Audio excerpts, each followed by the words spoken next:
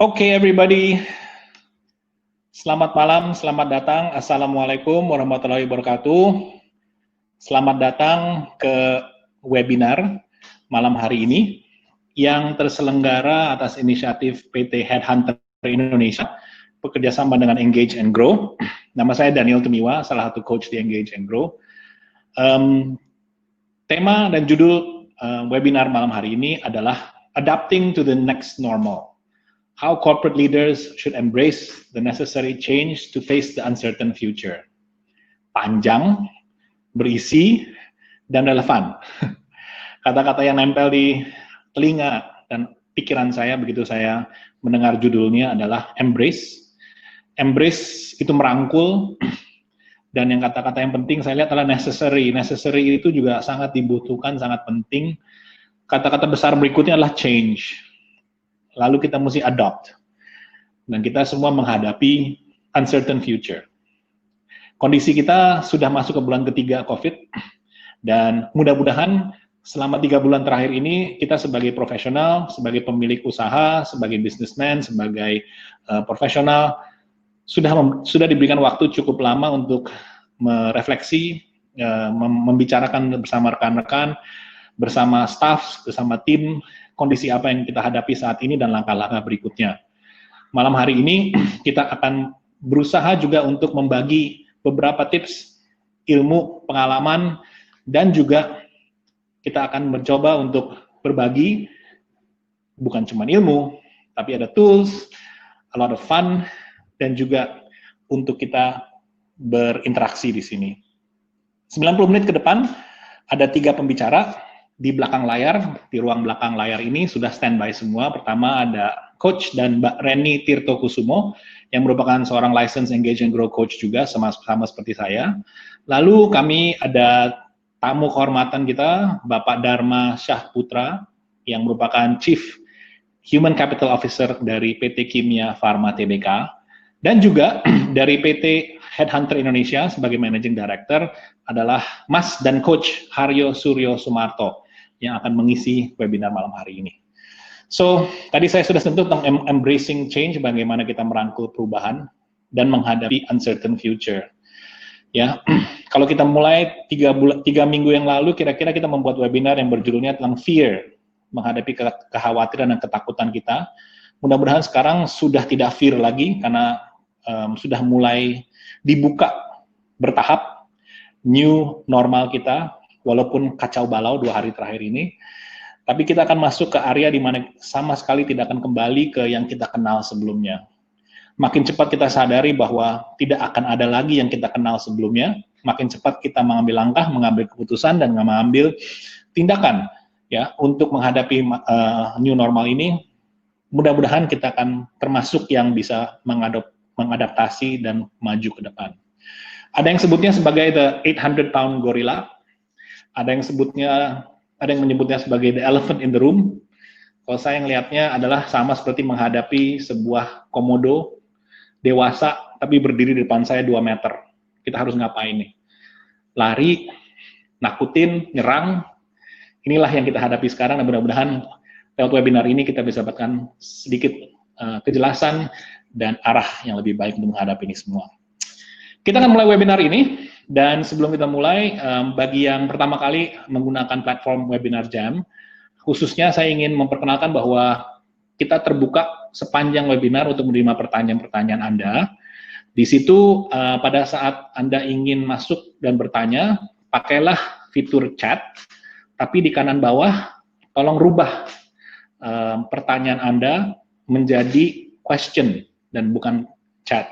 Dengan demikian, kalau dirubah dan ditandai sebagai question, di kami akan muncul dengan tanda merah, dan makin besar kemungkinan kita bisa berdiskusi dan menjawab pertanyaan Anda.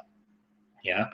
Lalu, please stay tune, karena di acara ini, di webinar ini, akan dibagikan sebuah tool yang sangat-sangat menarik, sangat-sangat berharga secara gratis oleh PT Headhunter Indonesia, yaitu sebuah tool, sebuah alat untuk bisa melakukan analisis terhadap bisnis Anda saat ini. Namanya adalah The Next Normal Analysis Tool, yang nanti akan dibagikan di webinar ini. Jadi stay tune, jangan kemana-mana, dan nanti kita juga akan melakukan polling untuk melihat kondisi perusahaan Anda seperti apa saat ini. Ya, sebuah penawaran yang sangat istimewa, gratis. Biasanya kalau kita melakukan assessment semacam ini cukup mahal dan memakan waktu cukup lama juga. Ya. Oke, kita akan mulai pembicara pertama kita hari ini. Kami sering panggil sebagai Coach Reni. Di rumahnya juga dipanggil sebagai Teteh. Lama menghabiskan waktunya di FMCG, fast moving consumer goods, di Unilever, dari mulai skin products, beverage, ice cream, personal care, you name it, dari brand management sampai ke sales, ke marketing, semua sudah dijalankan. Sambil menjalankan itu juga melakukan usaha sendiri, berbisnis sendiri, memanage dirinya sendiri, dan 2-3 tahun terakhir ini, Teteh Reni, Coach Reni ini memutuskan untuk lebih mengabdi kembali kepada orang-orang yang dia kenal dan menjadi seorang business coach. Ya, sama seperti saya, nanti kita lihat pengalaman Teteh Reni, Coach Reni, karena dari banyak pengalamannya, Teteh Reni melihat bahwa kondisi saat ini banyak dialami sebetulnya dari beberapa tahun yang lalu. Bukan sesuatu yang baru bagi Teteh Reni, karena perubahan dia dari profesional di FMCG menjadi seorang coach, memulai bisnisnya sendiri, ups and downs, kita akan banyak belajar. Jangan lupa nanti juga sambil bertanya, bisnis coklatnya juga sangat menarik. Silahkan ditanya nanti di nanti. Untuk Coach Reni, silahkan saya undang untuk naik ke panggung. Sama mic-nya silahkan hidupkan dan saya serahkan waktunya untuk Coach Reni. Halo, selamat malam semuanya. Ya, silakan, Pak. Pertama-tama, ini kayaknya saya kameranya nggak stabil nih, nggak keluar, nggak apa-apa ya. Di sini ada foto saya buat teman-teman semua yang mungkin belum bisa melihat langsung secara virtual, online, bisa lihat di situ ada saya. Mungkin tadi yang Coach Daniel sudah jelaskan, kenapa sih saya di sini? Kenapa saya share sama teman-teman semua di sini? Ya mungkin seperti tadi Coach Daniel sudah jelaskan bahwa jam terbang saya lumayan lama di corporate, sekaligus juga saya juga menjalankan usaha dan melakukan coaching terhadap beberapa tipe bisnis dari mulai perusahaan besar sampai dengan perusahaan kecil sampai dengan petani sekalipun ya. Jadi kenapa saya ada di sini? Saya harapkan saya bisa melihat dari sisi lain, karena kalau masalah working from home mungkin sudah dari 10 tahun yang lalu saya melakukannya. Masalah working dengan cara online juga saya sudah melakukannya. Kebetulan Engage and Grow ini ada di berbagai negara, sehingga setiap minggu kita bertemu dengan para coach yang lain di negara lain. Jadi bagaimana kita berinteraksi, bagaimana kita melakukan, nah ini saya ada keluar, bagaimana kita melakukan suatu kasus bisnis itu mungkin saya mudah-mudahan bisa memberikan inspirasi untuk teman-teman yang ada di sini ya dengan jam terbang saya. Mungkin itu background kenapa saya ada di sini. Kemudian saya juga ingin sebetulnya dengan kondisi saat ini yang mungkin tidak jelas ya arahnya mau kemana, karena sesuatu yang terjadi ini kan di luar ekspektasi kita semuanya ya. Jadi nomor satu tuh kita harus memberikan motivasi kepada diri kita sendiri untuk bisa happy, bisa gembira gitu, karena itu adalah kunci sukses dari kita sendiri. Jadi di sini juga saya ingin memberikan motivasi dan inspirasi bahwa semua itu sebetulnya nggak ada apa-apanya dibandingkan diri kita sendiri ya, karena kuncinya apapun kesulitan yang akan kita hadapi, kalau kita bisa mengalahkan diri sendiri, kalau kita bisa menenangkan diri sendiri, kalau kita bisa membahagiakan diri sendiri, semuanya akan bisa diselesaikan dengan baik ya, saya yakin itu. Kemudian apa yang kita bisa lakukan ya? Nomor satu, Anda harus membuat hidup Anda bahagia ya. Anda harus membuat semuanya itu bisa di-solve. Kita di sini nggak sendirian kan, apalagi di sini teman-teman banyak sekali ya, ada beberapa ratus orang yang ada di sini. Kita semua kalau bisa kolaborasi, bisa kerjasama, bisa saling tukar pikiran, bisa saling memecahkan masalah satu dengan yang lain, bisa saling membahagiakan. Kenapa enggak gitu? Kan kita bisa melakukannya bersama-sama gitu. Jadi bukan hanya Anda, tapi kita semua. Dan ada juga energi dari orang yang bisa membahagiakan dirinya, dia akan bisa membahagiakan lingkungan di sekitarnya. Mau itu teman, mau itu keluarga gitu ya.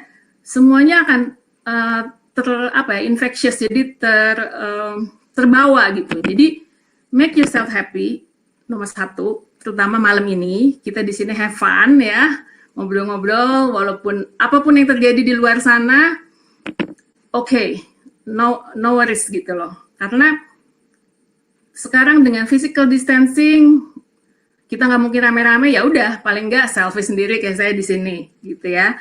Bagaimana caranya kita membuat kita gembira dan menularkan kegembiraan itu terhadap lingkungan kita.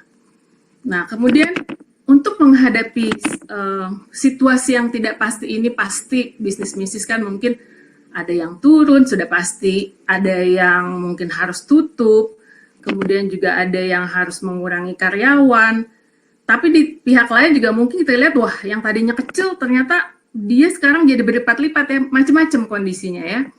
Nah, yang harus kita lakukan ke depan itu, kita memang harus bukan hanya membuka, tapi kita harus mereinvention kembali usaha kita, mau itu bentuknya produk, service, ataupun pasar, bagaimana caranya untuk mempunyai suatu growth yang baru gitu ya. Jadi kita harus punya inovasi yang lain dengan cara yang lain. Nah, gimana caranya? Nah, nomor satu, supaya kita bisa mempunyai influence di pasar kita, ya Anda harus mapping diri sendiri.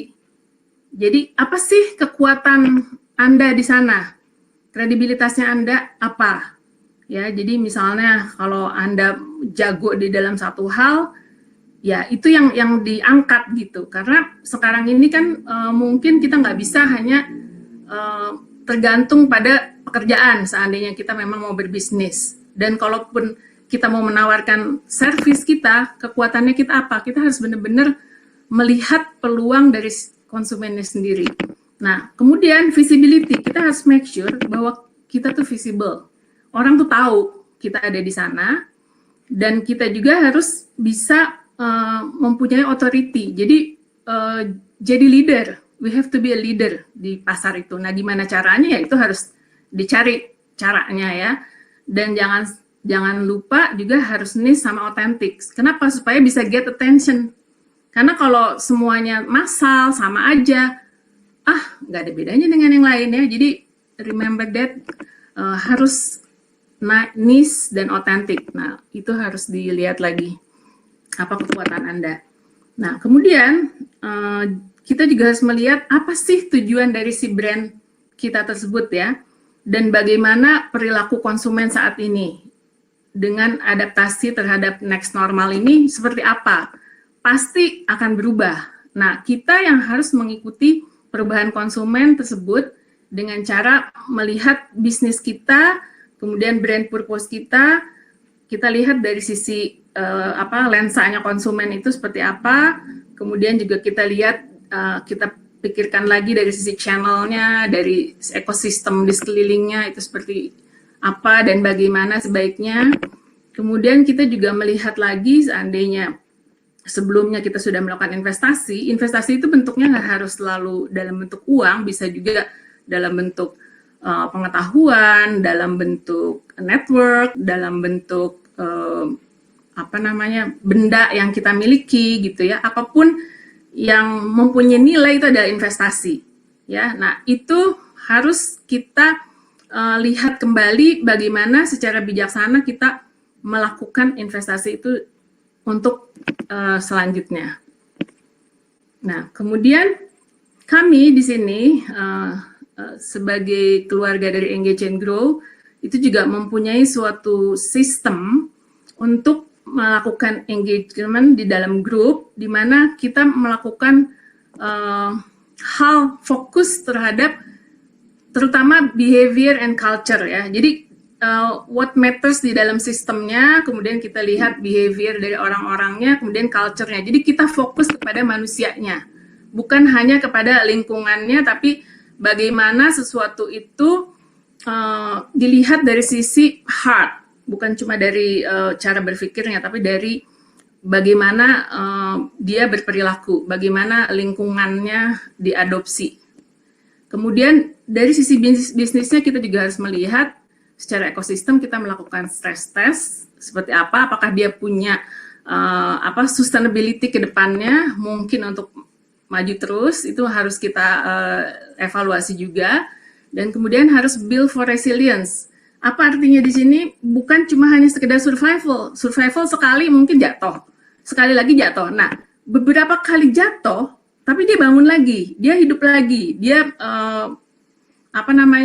meningkat lagi terus gitu. Jadi tingkat agility-nya juga harus bagus. Kalau misalnya orang sudah jatuh, kalau bisa dia loncat ke tempat yang lebih jauh, yang lebih tinggi. Jadi growth-nya pun lebih besar gitu ya. Nah, itu yang harus kita benar-benar cerna dan kita lihat kembali. Kemudian make the impossible your guide. Artinya kita harus berpikir out of box thinking kita harus dipakai ya. Jadi jangan sesuatu yang sudah diberlakukan kemudian kita melihat udah deh ini kayaknya laku, ini kayaknya bagus. Nah, sekarang ini lagi zamannya fusion ya. Jadi orang misalnya contoh kalau makanan ada martabak, ada klepon. Bikinlah martabak klepon misalnya gitu kan. Jadi kenapa saya bilang gitu? Karena saya mungkin background-nya kuat di foods and beverages ya, jadi saya ceritanya ambil contoh dari makanan. Nah, jadi kita melihat sesuatu yang jangan yang benar-benar baru, karena kenapa? Itu akan butuh waktu untuk melakukan sosialisasinya, itu akan terlalu lama. Jadi harus bentuknya sesuatu yang memang sudah menjadi kebiasaan, tapi kita lakukan inovasi. Contohnya dengan fusion yang tadi saya bilang, jadi kita mix and match satu dengan yang lain sehingga menjadi suatu produk baru, dikemas jadi sesuatu yang baru. Kayak contohnya misalnya Gojek sekalipun, itu kan sebenarnya bukan hal yang baru ya, hanya dibuat sebagai sistem, jadi dia match antara sesuatu kebiasaan dengan sistem. Ya, jadi match antara perbankan dengan sistem, seperti itu contohnya. Jadi sesuatu yang mass, tapi kita mix and match sehingga sesuatu yang menjadi sesuatu yang besar. Kemudian harus juga melakukan rebalance commercial investment seperti sudah saya jelaskan tadi. Ya, oke. Kemudian kita di sini juga melihat bahwa tim itu mempunyai peranan yang sangat besar di dalam membuat suatu usaha atau di dalam hasil dari pekerjaan kita. Oleh karena itu, bukan hanya sekedar orang itu mempunyai pengetahuan, tapi juga kulturnya harus dibentuk dan leadership-nya juga harus jelas secara arahnya.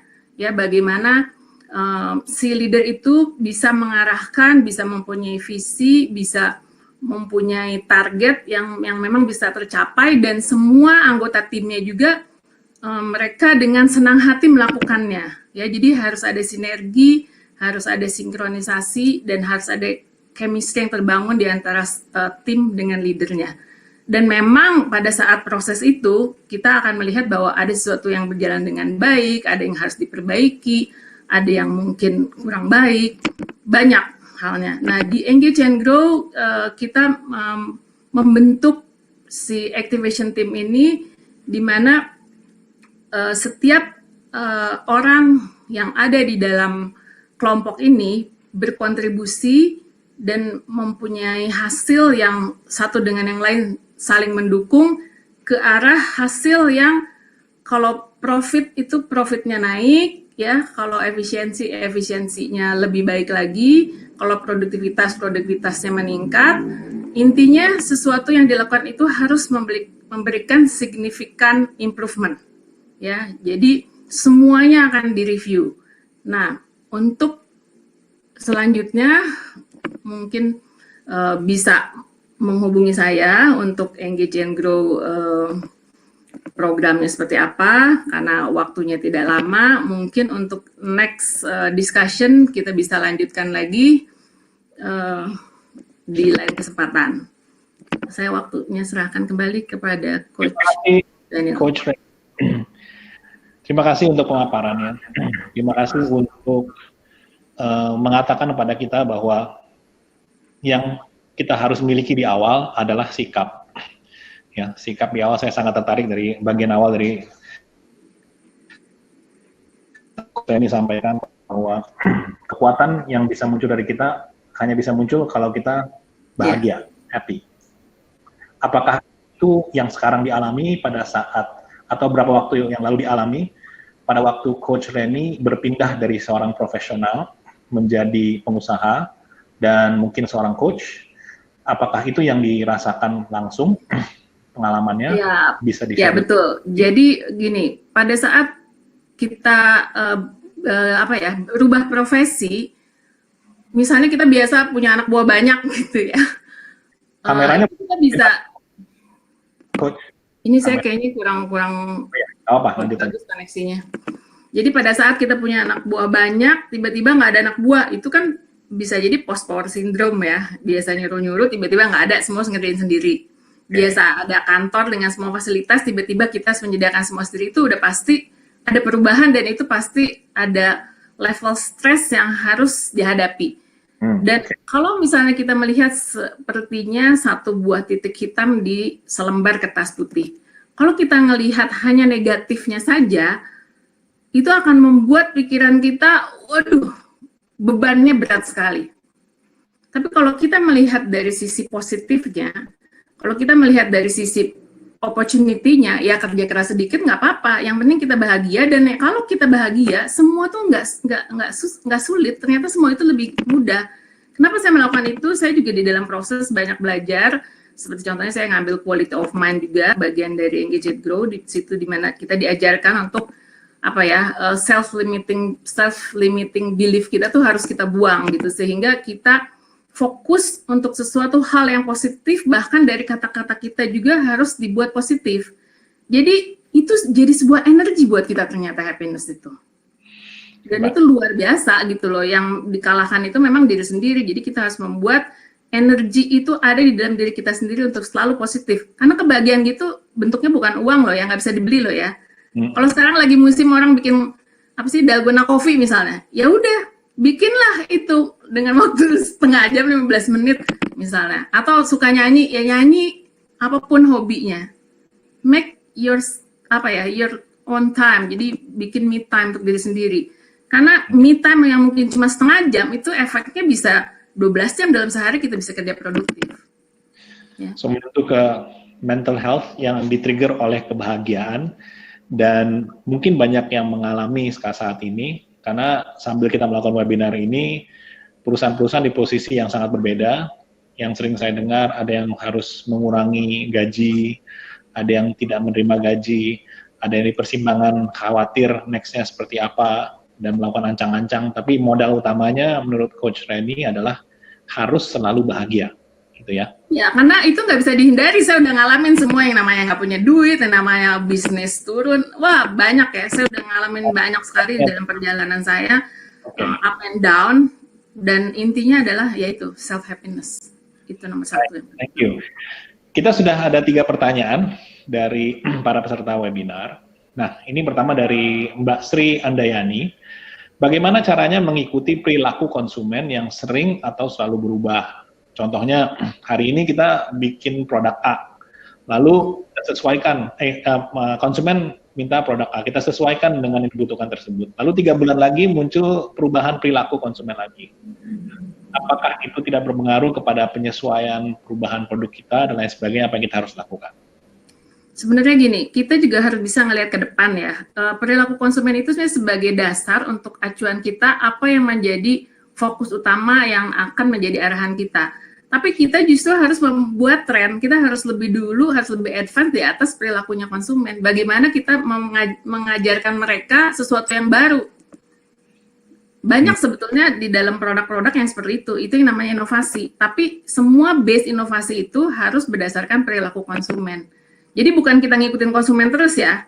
Jadi ibaratnya ini konsumen ada di sini, kita udah tahu ujungnya kemana, kita arahin sama mereka ujungnya. Ini kalau kamu mau cantik, kamu harus pakai ini. Jadi inovasi itu yang harus dicari oleh kita, konsumen yang ikutin kita. Itu makanya kita harus jadi leadership itu di situ. We have to be a leader even untuk konsumen kita. Jadi kita yang menentukan arahnya kemana, kita mencari. Oke. Yeah. Nyambung dari leadership, ada pertanyaan dari Mas Oyong Darwan. Ya, terima kasih pertanyaannya. Dalam leadership untuk mencapai goal kadangkala bisa menyenangkan semua orang. So, bagaimana menyiasatinya dalam rangka membuat semua orang happy dan dalam waktu sama goal kita harus tercapai juga. Ada tipsnya? Gini, ini kalau kita di dalam engaging itu ada yang namanya accountability club ya. Jadi setiap orang itu dia harus punya komitmen untuk melakukan apa yang menjadi target dan tujuannya dia, di mana itu disepakati bersama. Sehingga happy atau nggak happy sebetulnya itu jadi targetnya dia. Jadi itu kita kembalikan lagi kepada orangnya. Jadi bukan membuat semua orang happy, tapi bagaimana kita semua bisa mencapai tujuan kita bersama-sama dan kita happy as a winner of togetherness gitu. Jadi kita menjadi tim pemenang bersama-sama. Jadi happiness-nya itu sebetulnya nggak bisa diukur 1-2 orang. Siapa sih orang yang happy terus? Pasti nggak ada ya. Semua orang pasti ada masa di mana dia happy, ada masa di mana dia mungkin lagi down. Nah, sekarang tinggal bagaimana kesepakatan kita bersama untuk mencapai satu tujuan tertentu di mana win-win atau sama-sama happy gitu. Jadi pasti ada saat di mana yang satu happy, yang satu enggak. Jadi kita memang tidak bisa hindari. Tapi most of the time diusahakan kita membuat everyone happy with us. Jadi mereka juga melakukannya dengan happy pekerjaan itu. Makanya kita balikin sama mereka, what do you want to do? Apa yang kamu ingin lakukan? What is the best you can do for me? Kayak gitu. Jadi semuanya dibalikin kepada orangnya kembali sehingga dia melakukannya dengan senang dan dia merasa, wah gue berhasil gitu. Itu sebenarnya teknik coaching juga sih. Ya, itu yang kita lakukan sehari-hari sebagai coach di Engage and Grow. Semuanya kembali ke apa yang kita definisikan di awal dan kesepakatan ya, Coach Reni ya. Sehingga menyenangkan orang lain seringkali itu kalau tidak ditetapkan dari awal apa yang disebut sebagai sukses, apa yang disebut dengan happy, itu kan beda-beda ya. Sehingga yang kita selalu lakukan adalah memperjelas dari awal. Kita akan sama-sama happy apabila kita definisikan bersama sehingga kita sama-sama kejar titik itu ya dan mengejarnya sambil happy. Makanya saya senang sekali melihat kalau memang tim-tim sudah mendapatkan kejelasan, akhirnya kita bisa menentukan kapan kita bisa merayakan karena itu happy, kapan yang memang harus kita perbaiki. Tadi bagus waktunya pas karena presentasinya juga on time sehingga kita bisa menampung beberapa pertanyaan lagi. Tadi ada pertanyaan menarik dari Aldrian Erlangga Rusmana. Salam kenal katanya Coach Reni. Pertanyaan menarik. Yang mau Adrian tanyakan, ketika Coach beralih profesi dari bekerja ke orang jadi usaha sendiri, apa sih yang paling meyakinkan diri bahwa kita akan sukses dan berani meninggalkan zona nyaman? Oke. Kalau saya mungkin orientasinya bukan hanya melulu materi ya, tapi lebih ke passion. Jadi saya sudah pindah dari berbagai divisi, asalnya memang keluarga itu juga dari pebisnis lah ya. Jadi mungkin saya melihat waktu itu saya ngambil kuliah professional magister industri untuk small medium enterprise. Jadi UKM lah istilahnya. Ini saya ini kan kerja di perusahaan asing. Apa yang saya bisa lakukan untuk negara ini gitu? Saya harus melakukan sesuatu. Jadi akhirnya saya pikir UKM nih, saya harus transfer knowledge ke UKM. Nah, tapi kan saya harus belajar dulu sebelum saya menjadi coachnya UKM. Saya harus melakukannya dulu sendiri supaya tahu apa sih pain-nya, apa sih kesulitannya, apa sih masalahnya gitu kan. Jadi sebetulnya ada faktor passion, ada faktor ingin membantu juga yang menyebabkan saya beralih profesi. Karena kalau misalnya enggak, ngapain juga gitu ya, kan orang males ya, pindah jalur itu effort loh, pindah jalur itu tidak mudah ya. Tapi karena passion saya kuat sekali untuk bagaimana saya bisa memberikan sesuatu terhadap masyarakat, karena mungkin saya dulu 6 hari tuh dari Senin sampai Sabtu tuh nyanyi Indonesia Raya, naikin bendera merah putih, mungkin kuat banget kan nasionalisnya. Jadi akhirnya saya pikir I have to do something. Jadi sekitar 12 tahun yang lalu saya putuskan saya jadi pengusaha. Tekap. Kita akan tutup dengan pertanyaan yang singkat, tapi berhubungan dengan apa yang kita lakukan sebagai coach juga, Coach Reni. Pertanyaannya simpel dan filosofis. Maaf kalau tidak semua pertanyaan tidak banyak, menarik sekali. Tapi terima kasih yang sudah menjawab dan menyampaikan pandangannya di halaman chat. Pertanyaan ini saya pilih dari Hendro Widiantoro. Happy sama dengan sukses. Apakah benar? Pandangannya apa? Sekali lagi itu mengenai mindset ya. Ukuran sukses itu tergantung diri masing-masing. Sukses itu apakah banyak uang, apakah keluarga bahagia, apakah enough, cukup, ya, apakah kita menjadi seorang leader yang berhasil. Sukses itu tergantung ukuran masing-masing, ada di mana. Jadi nomor satu, kita harus punya visi, menentukan ukuran suksesnya kita seperti apa. Nomor satu itu.